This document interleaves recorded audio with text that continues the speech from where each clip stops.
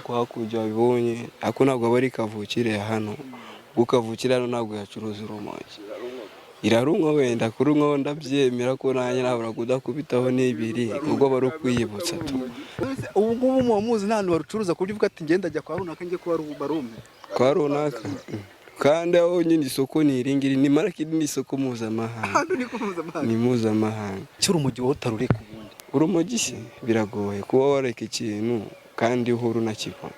Marake nyine kuvuga nyine nimba ngo rushakamba Rusizi ile marake ngenda nakeka naho mu Rwanda gisigere kumwego itabi ku gasozi.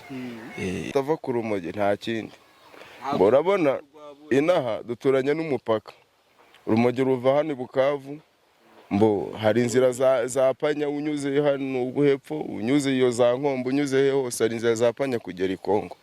Mbo wewe ndasibyo ko ari n'urwo rumogi gusa ubuvuga. Umundi nabanywa ikintu bite icyo bita imiriro nyine imiriro nawe urayumva. Imiriro abiki nyine umuriro imiriro urumogi ruri hasi.